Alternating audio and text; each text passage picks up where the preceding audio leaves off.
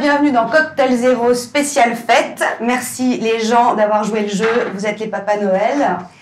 Aujourd'hui, nous présentons Dandelion and Burdock de Liberty Fly.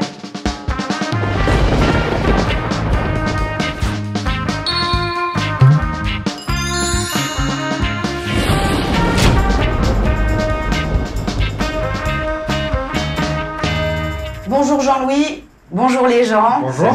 Expliquez-nous pourquoi vous êtes en Papa Noël. C'est la tradition anglaise qui veut ça. Jean-Louis nous a expliqué qu'il y avait une tradition qui s'appelait le Christmas Jumper. C'est spot on, c'est vraiment très très bien. Merci d'avoir fait l'effort. On a joué le jeu, donc voilà, on a mis nos pulls Papa Noël. C'est la review de Noël avec Liberty Fly. Et la boule de Noël vous pose une question, donc Liberty Fly, Manchester, liquide anglais, oui. D'où la tradition. Donc Jean-Louis, expliquez-nous un petit peu. Donc la Liberty Fly, la société, bon, ça a commencé en 2009 et on était resté vraiment sur l'Angleterre. Après on a développé ça sur les États-Unis. On est également en Australie et là on développe en Asie également. Mais notre réelle activité c'est vraiment en Angleterre. D'accord. Où on a donc le site internet, où on a un réseau de distribution également et on a nos propres magasins. 21 magasins au jour d'aujourd'hui. Donc sur Manchester, London. Vraiment à travers l'Angleterre, on en a un petit peu partout.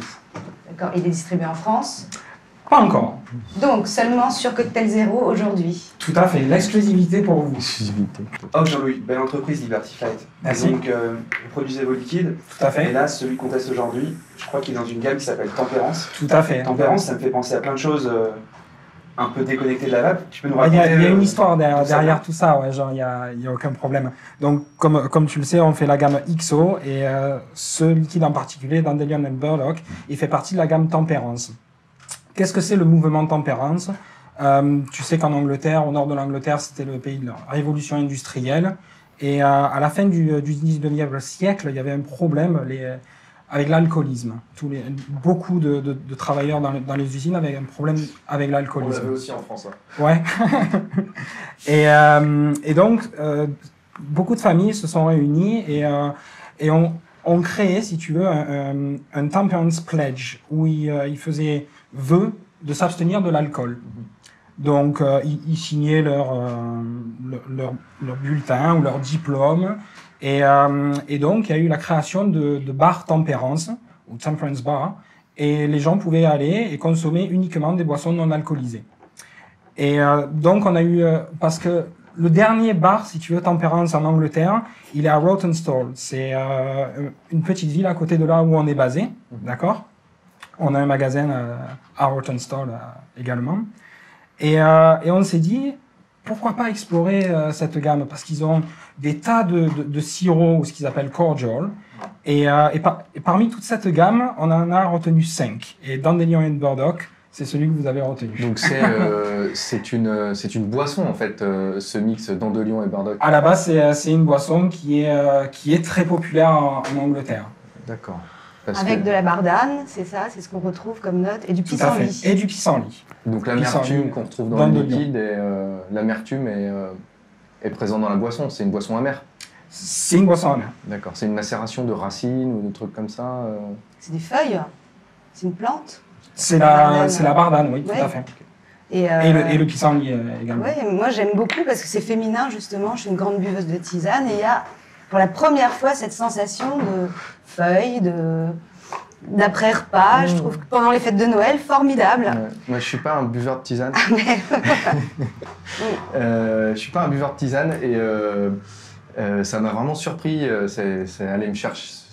C'est allé un peu loin, quoi. J'ai été vraiment bluffé par le liquide, mais je trouve ça amer en fait. Et l'amertume en e-liquide, c'est quelque chose qu'on voit très très rarement, qui est assez dur à restituer. Et là, c'est vrai que c'est un liquide amer. Je pense qu'on a rajouté un petit peu d'anis et également des notes d'anis, ouais. Oui, mais il y a quelque chose d'un peu pour retranscrire le goût de la boisson, justement. Un peu bonbon aussi. Donc là, c'est ton truc, toi, un peu. Donc là, on est vraiment... C'est mon truc, a priori, c'est vrai qu'on est sur un liquide clivant qui ne va pas faire l'unanimité. On va l'essayer de préférence avant de l'acheter sur un coup de tête, parce qu'il peut soit nous rendre complètement accro, soit nous donner envie de le jeter à la benne. Donc il faut vraiment faire son essai avant de se lancer. Par contre, je trouve qu'il est bien foutu, qu'il y a ce côté amer sucré qui ressort bien. On sent bien des notes végétales comme annoncé dans la description.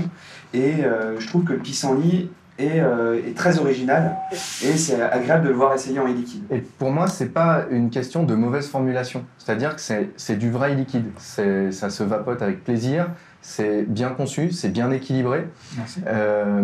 Il n'y a pas de problème de dosage, c'est pas surdosé, il n'y a pas d'écueil. Par contre, c'est vrai que c'est vraiment le goût qui est très particulier et qui va plaire ou déplaire. Bon, moi je le vapote depuis tout à l'heure. Toi, c'est pas ton truc. C'est pas mon truc, mais je le vapote depuis tout à l'heure. Je suis pas écœuré. C'est pas dans la gamme des liquides que j'ai plaisir à retrouver au fur et à mesure de la journée. Néanmoins, c'est pas désagréable. Sur ses spécifications, c'est vrai qu'il hit pas mal, alors qu'on l'a essayé dans un. Là, on l'essaye en 0 et on l'a essayé en 6%. En 0,6 aussi. En 0,6, ouais. Au niveau de ses spécifications, je trouve qu'il va bien. On a une belle vapeur à l'exhalation. À l'exhalation, tout à fait. Moi, j'aime beaucoup. Hein. Je pense que c'est féminin, en fait. Et toi, c'est les liquides que tu apprécies d'habitude. Côté un peu floral, végétal, c'est des saveurs qui n'étaient pas présentes sur le marché il y a 2 ans et qui arrivent parce qu'on va toujours chercher plus loin des arômes originaux, essayer de faire des recettes complexes. Et c'est la bonne traduction de cette tendance-là. Mais il est très subtil, en fait. Il y a quelque chose de l'ordre du bonbon en plus. C'est très subtil et j'insiste, c'est féminin. À essayer, on a hâte que Liberty Flight débarque en France pour que les vapoteurs puissent tester ça. Bah, très bientôt, grâce à vous peut-être. Pour le moment, ils doivent traverser la Manche et... Commander sur Internet. On peut commander par Internet également. Vous proposez que du 10 millilitres ? En 10 millilitres. En 10 millilitres. On a quelques liquides en 100 millilitres, mais la plupart c'est en 10 millilitres. D'accord. Au niveau des ventes, celui-ci se vend bien dans la gamme ? Celui-ci, ça fait partie des meilleures ventes dans la gamme Tempérance avec le Sour Cherry and Hibiscus, donc la griotte et l'hibiscus. D'accord. Ouais. C'est un peu, c'est peut-être une tendance anglaise en fait, ou côté british. Je sais que les goûts des Français et des Anglais sont quand même assez tranchés, assez différents. For the tea time, it's very good. Mais c'est marrant de voir ces orientations géographiques sur la conception des liquides. Il y a vraiment un style français, un style anglais, on s'en rend compte de plus Américain, en plus. avec la crème. Bien sûr, avec la Mais là, on est subtil, c'est vraiment... C'est subtil. On pourrait le comparer aux autres colonies anglaises qui ont vraiment un côté très différent des autres colonies françaises. Là, on est dans une vapeur subtile, nouvelle, très agréable. Merci.